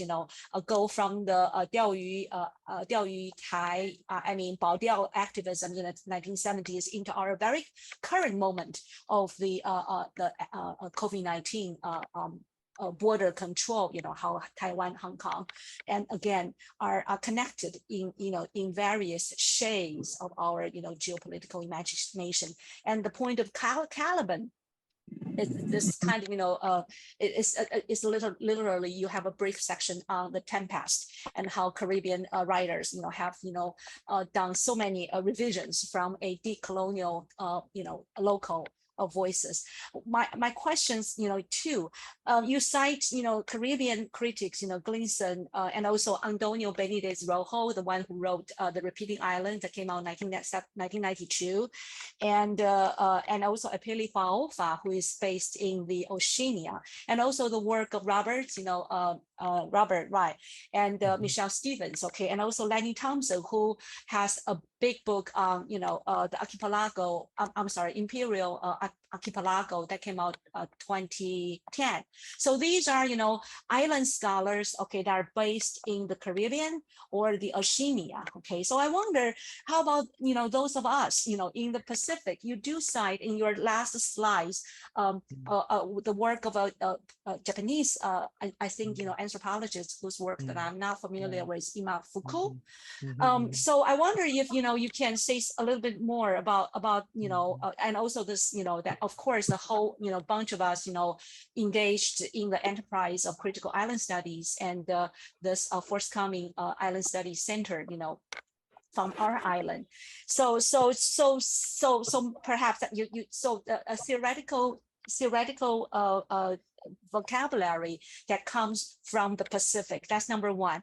And number two is that I find out, Japan becomes a interesting case. In one way, the composition, geo composition of the nation is island, right? Japan is also island country. It's actually an archipelago. But then on the other hand, it's also an internal, empire in a way, especially with regard to the war, during Japanese occupation. So how do we think how? So I guess my question is that how do we theorize Japan as an Asian country, as an Asian island country within the theoretical discourse of island thinking or archipelagic thinking? Okay. Okay, thank you very much, Yiping, for your very generous explanation of my work and also the very provocative questions. I would say I don't see contradictions between islands and empires. What I mean is that an island can be an empire too. Right? England was an island. Exactly. Is an island, right? So why would we merely relegate empire to continents? So in that sense, this whole notion of domination needs not to be geographically determined. So that's the first point. And I think within our own context, we know there are different relations of dominations even within island countries, right? Or among different island countries. The other point about the theoretical lingo discourses, yeah, I did. I would say much of my inspiration theoretically on island studies come from the Caribbeans, partly because that's where I went to, to start off, but also the Caribbean islands were historically I mean, on a kind of world historical scale, historically the first clusters of islands that that had a global impact. Let's put it this way. And this obviously is a very Western-centric imagination, right? Because the Columbus had found Hispania and and then America, the Caribbeans became this kind of key point of resistance and of domination and resistance, right? But of course, that's just an archetype, if we will, for thinking about this. But what is interesting from the Caribbean discourse is that the Caribbean is unique in the sense it was dominated by different languages. So you have French Caribbean, you have Spanish Caribbean, and you have the British. These competing discourses somehow divided these islands quite a bit. But these island nations, in post-colonial moments, were also trying to kind of reimagine the Caribbean as a cluster, rather than as separated entities. So I think Glissant's whole notion of relation or relation is inspirational in a way that he understood deeply, how the Caribbean islands or Caribbean cultures was created by this imperial domination, but at the same time he leaves hope in this creolization process, right? In a sense that creolization may beget something else, which evades imperial domination. Whether this is gonna be possible or not, I mean, it remains to be seen. But I would prefer to hold on to this utopian potential, despite fairly bleak reality that we're witnessing. And therefore, in the East Asian context, Imafuku's discourse is actually resonance. And this, in some ways, also derived from Glissant to a certain sense, but he has a slightly different spin. In a way, he looks at different islands as having an echo to one another. The struggles at one place, and this in particular, he was not so much looking at Japan proper, but these minor islands that were included were annexed by Japanese Empire, right? Including Taiwan, Okinawa, and even the Pacific Islands and Southeast Asia, including the Philippines and Singapore. So he was looking at how these islands may echo with one another, not only in this kind of history of struggle, but also in geological and even fauna, in the sense of plants and even animals. So, for example, you find pineapple in Okinawa actually, got their seeds from Taiwan, right? This kind of circulation creates a similar sort of a potentially similar landscape, right? And how that may, invite us to kind of think about these islands as connected, as echoing with one another. Echo doesn't mean they are the same, but rather it's a response in difference, right? Or from different contexts and locations. So I think that also offers me an anchoring point in thinking about the base, the military base as infrastructure, right? And how the base, while may look more or less the same, may also be situated in each different localities and have fairly different responses. And that is why I'm also interested in looking at, for example, the return of, the reopening of the Subic and Clark base in the Philippines, and how they may be comparable to the Futema in Okinawa. So whether that's an echoing or more of a comparison, I mean, I'll leave that. To me, that's not that category is, that metaphor is not so important. What is important is that it opens a way for us to kind of look, a possibility to look at these spaces as in relation rather than entirely separated. Mhm. Sure, yeah. Thank you. Okay, thanks, Yiping. If I may riff off, Andy, of your references to glissant, I'd like to ask, given the very plural cultural situation of your area of study, Hong Kong, Okinawa, Taiwan, for example, glissant has this notion of opacities. And I think you're also coming off from that notion of the sedimentation, which is created by a long history of occupation, decolonization, among others, which results precisely in the opacity of the local. But here you're dealing with multiple locals in that sense, in this particular conjuncture. And to connect this to one of your key ideas earlier, how would you think a community, however provisional it is, can be formed out of such multiple histories, multiple opacities, multiple languages even? Like, what is the promise of that coming community, if at all? Wow. Thank you very much, Vince. This is really hard. I don't know if I can if I have adequate answer to that. Let me try this way. I used to believe in the idea of community. Okay, fair enough, fair enough. But not so much anymore. Okay. How would I put it? I mean, well, for one, I think in a globalized world, people move around, and people have means move around. That's pretty good. Okay. So this whole idea of the bonded community as, you know, grounded in a particular locality and history, I think in some way it is more of a fiction than reality. But I don't want to take away the actual history that made the community.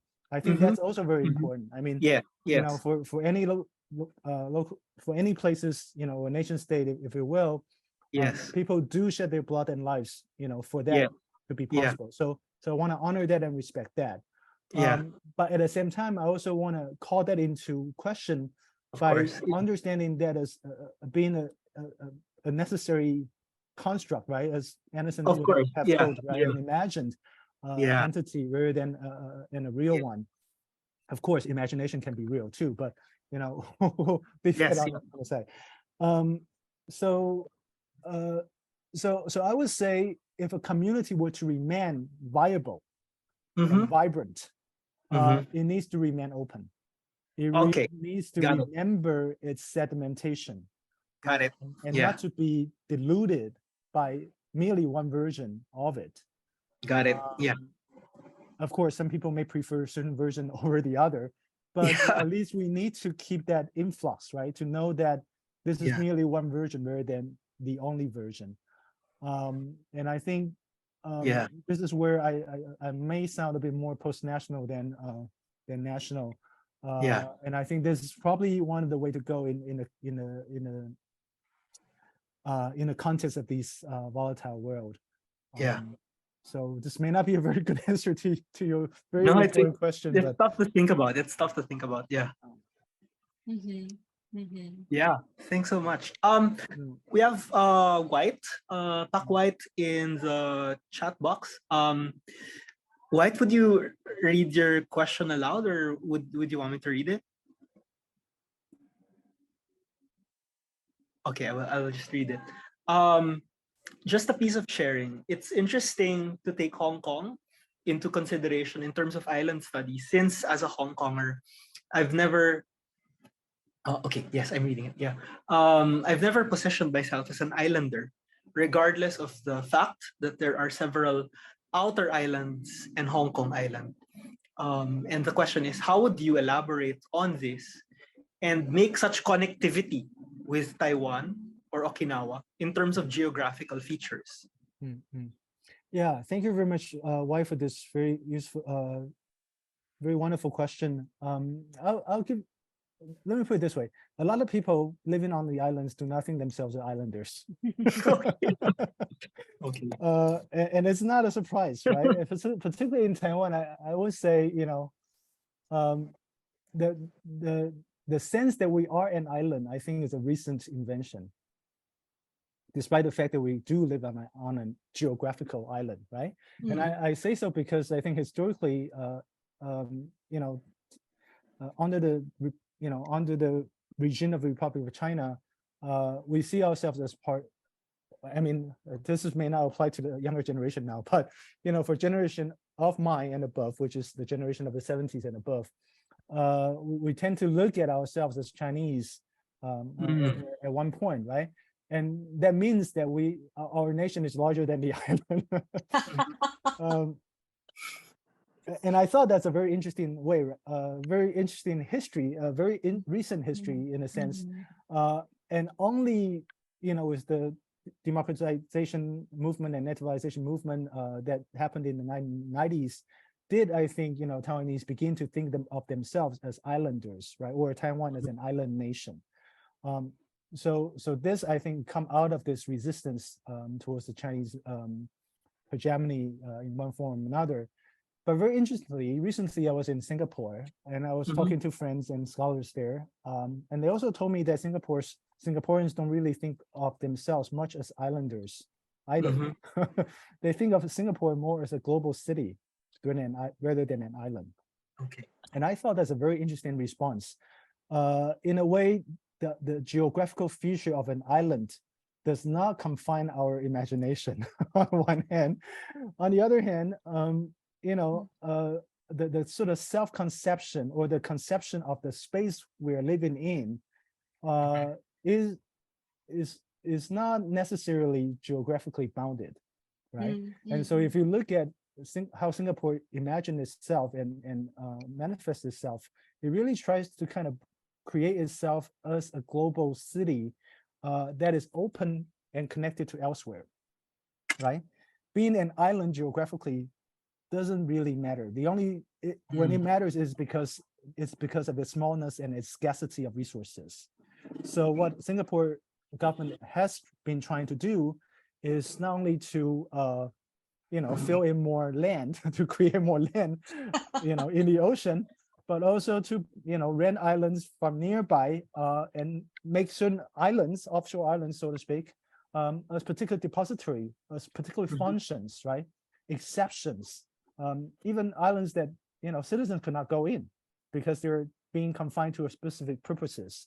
So in that sense, you know, this imagination of island is not entirely without domination, right? It's not. I mean, domination still, you know, is part of that systematic thinking about within the nation state formation. And that is why I think islands or archipelagical thinking really allows us to kind of reflect on that internal system of domination, right? And how much, you know, any nation state always need what in Greg Brechen's term, a cantado, you know, a sort of outer space, you know, for like a reservoir of resources to make the center, the city, the metropole, living and livable space. And so this is always a way to remind us of the consequences or the sacrifices that islands have made for places that do not consider themselves to be islands. In the case of, you know, Singapore or even Taiwan. Thanks so much. Yeah, I see a couple of hands raised. Can we make space for Professor Ferdinand Lopez? Ferdy, please. And then Professor Dina Roma. Thank you, Andy, for your wonderful talk.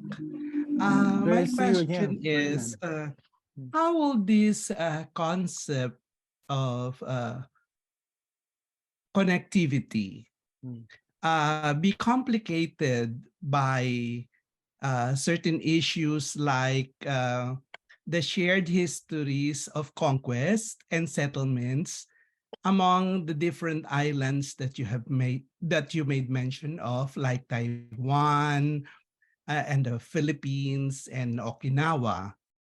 So because you are talking here of connections and contiguity, So I was wondering how will this be factored in what you stated a while ago, that problems concerning indigenous groups will have to be talked about in terms of certain concepts of what this island share, this indigenous population, and the shared histories. Like, for example, in the Luzon Strait, between the Philippines and Taiwan, for example, the history of militarization, settlements, and conquest.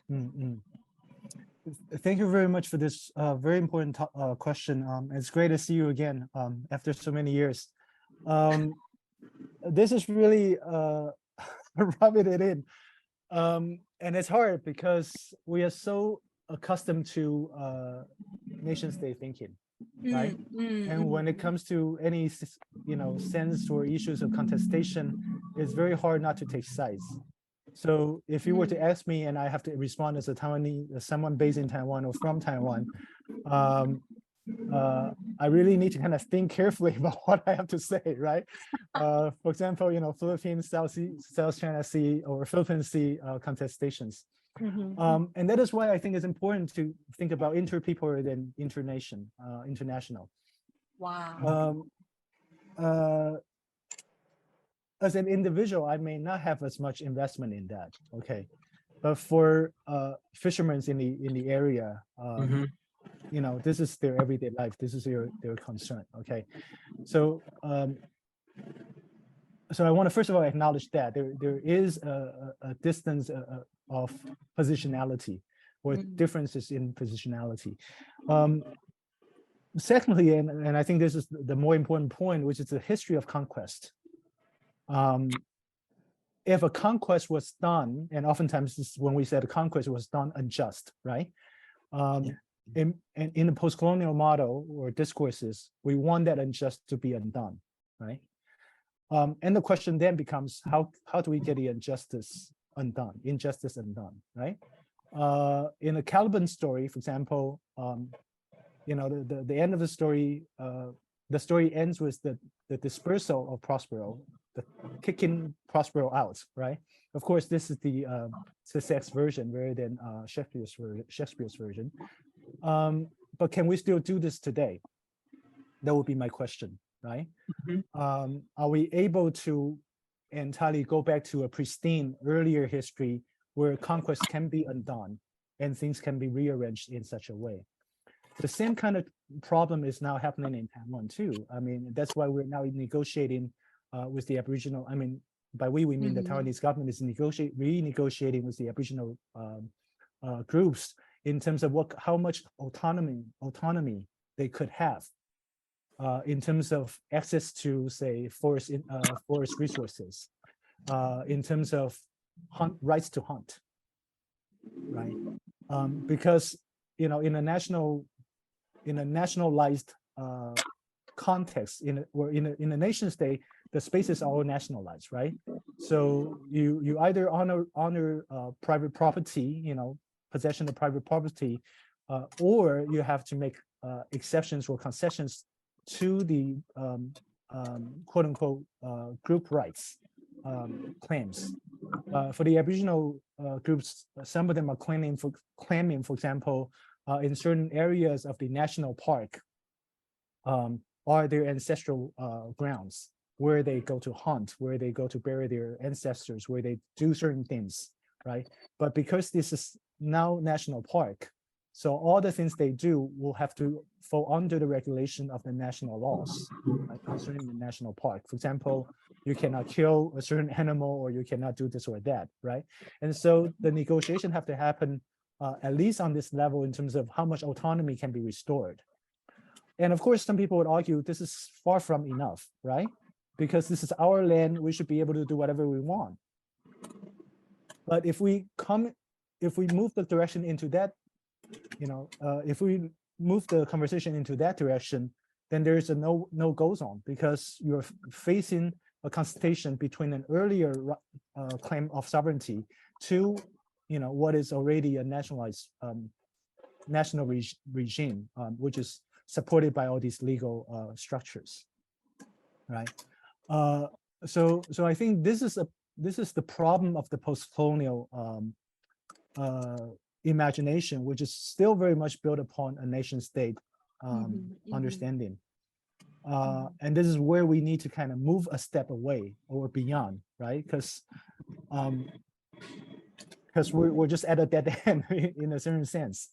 And that's also why I think territorial disputes in either East China Sea or the Philippine Seas or South China Sea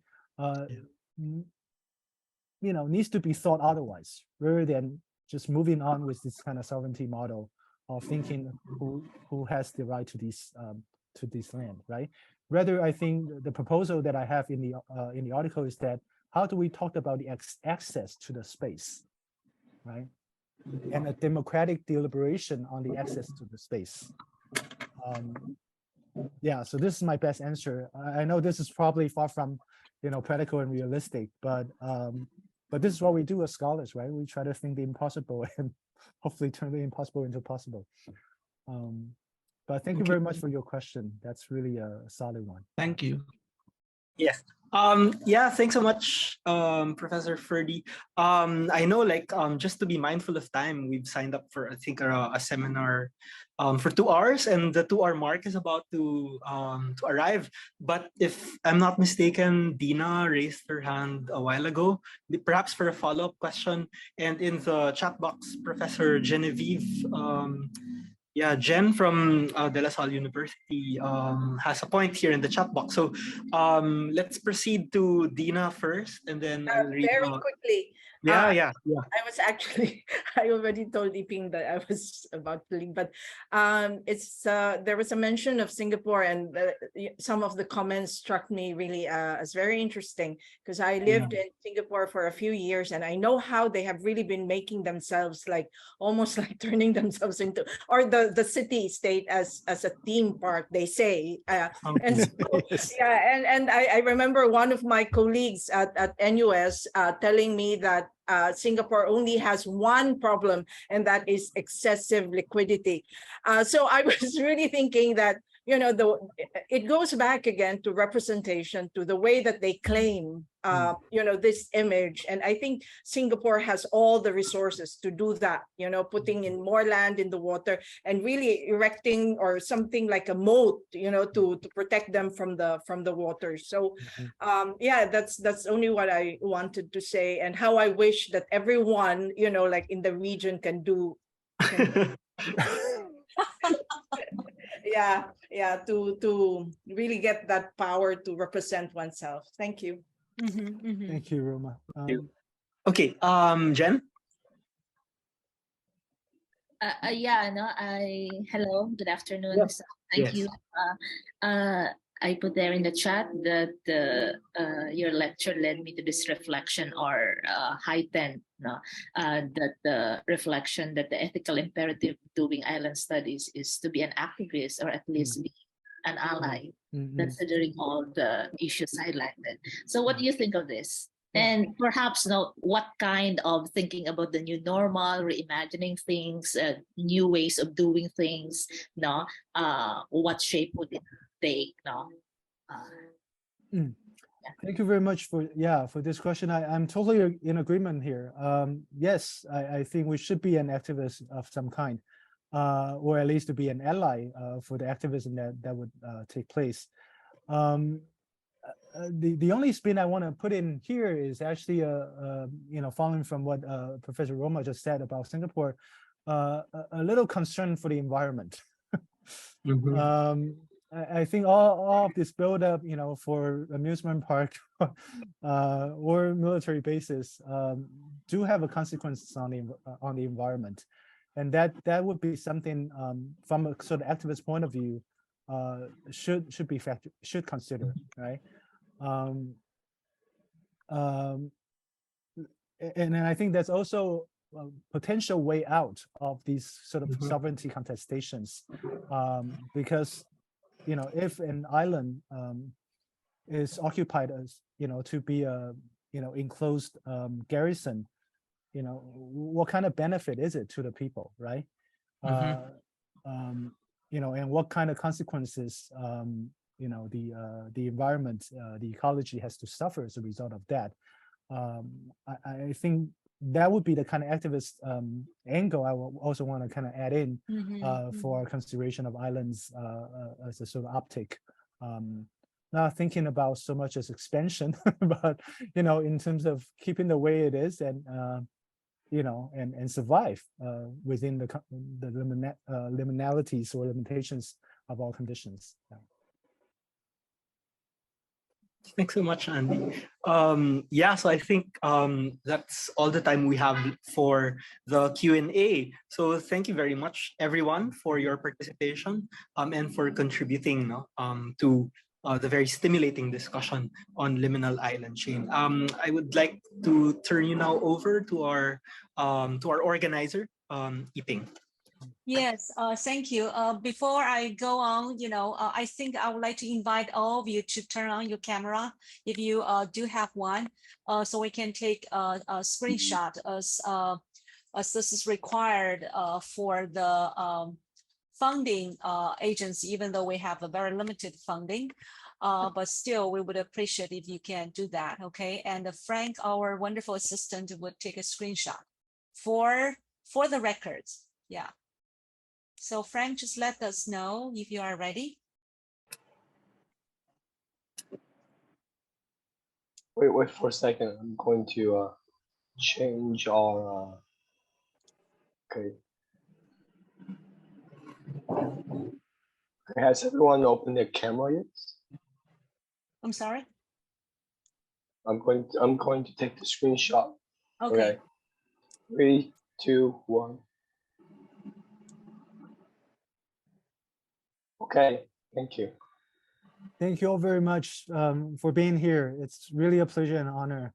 I want to thank Yiping again for hosting thank this. you. Thank you for the wonderful talk. Right, yeah. So before we leave, I do have a few things to say. Frank, can you turn to our final couple of slides? Right, a few things to wrap up. Okay, number one, that we understand that thank you very much for your wonderful support and participation for the round 2 of our critical island series.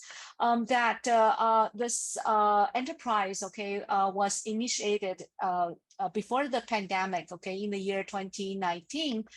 We had our first critical island studies held in the Philippines. So as a result, there's a special issue that has been recently published in the issues number 40 of this number 1,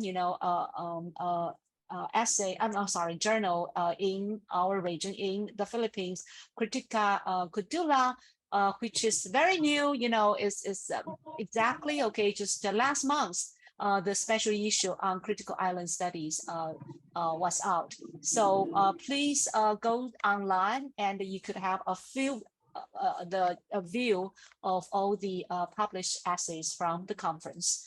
So this is for you to know that we are doing serious academic work, that we held conferences, and I would like to get the result published. Okay, so that's for number 1. And the following is that along with scholars in CIS, critical island studies, okay, we would also like to continue the conference, and this is the announcement of the 2023 critical island studies, which is upcoming in October of this year. And the feature of this year's conference is a special section on Deleuze and Guattari, and the archipelagic thoughts as inspired by the 2 important French thinkers. The theme of the section is called Thinking Islandic. I think, from the talk by Andy this afternoon, is really, try to think out of this box of nation state and how to put the island as a point of departure and the island as also as a point of connection. And in our 2023 conference, we offer the special section on this particular mode of thinking islandic. So here, this is a highlight of a special section, and the conference will start on the 2nd. The next slide, please. And the second day, on the 2nd, okay, where we will feature local scholars from the Philippines, Professor Oscar Gambomanes, and also scholars from Indonesia, Dr. Dao Alis, Tanudijo. They will be the featured scholars on the first day of the conference. And then on the 3rd and 4th, might go to the next slide. We will feature scholars from, Australia, and also scholars from University of Sanada Dharma, one of the co-hosts of this year's conference. The call for paper, the due date is June the 25th. This is actually also available on the website of Kritika Kudula, the journal that publishes essays in relation to critical island studies, if you need further details about the annual conference. Okay, before we leave, I would like to also announce the next Critical Island Studies virtual talk, which will feature the speaker from Ateneo de Manila University, Professor Raymond Ridubang, who is also in the Department of English. And the topic of his talk a month from today is Hong Kong. We will go see Hong Kong again, as that we talked about Hong Kong.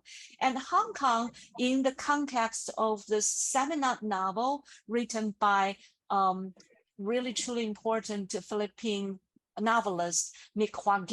The novel was published in the year 1961, entitled The Woman Who Had Two Navels. So we will turn to more literary analysis in this talk by focusing on the role of this particular cluster of islands in Hong Kong in the context of the novel by Nick Wang. And the date is April 26th, exactly about a month from today. So with that, we would like to thank you for your participation and for your support and for your stimulating discussion throughout these 2 hours. And again, we thank Dr. Andy Wang for this really, really wonderful, enlightening talk that helps us to see Hong Kong, Okinawa, and Taiwan as a liminal island chain in the context of our continued struggle to decolonize the Cold War hegemony. And with that, I think, I would like to conclude today. And also thank you, Vince. Oh, before I forget, Vince and Andy, so I'm not sure if Andy is still here. Yeah. And please, can you come back in 5 minutes? Because the organizing committee of the same the series of talk, okay, we would like to have a brief post-mortem meeting online. So can you come back in 5 minutes? How about say 15:05? I'm sorry, Sure. 5:15. I'll stay online. Yeah. So you can go, for a quick run, bathroom, sure. or cup of water, or No something problem. like that, and we come back. Okay. So we will stay on the same link. Frank, Okay, is that sure. okay with you too? And Vince? Sure. Yeah. Okay. So and the rest, I mean, our wonderful participants. Okay, we look forward to seeing you next time. Okay, in a month. Thank you very much. Thank you. And we will be here, for some more talk, some discussion. Yeah. Thank you very much. Back. Thank you, everyone. Sure. And also, before I forget, we will have the video recording, available on YouTube by end of this week. So if you want to rehear, you want to listen to another part, of the talk, it will be available, and we will send you the link to the video recording. Then will be available on YouTube. Thank you very much. Yeah, look forward to seeing you. Thank you. Bye now. Sure. Yeah. Bye-bye.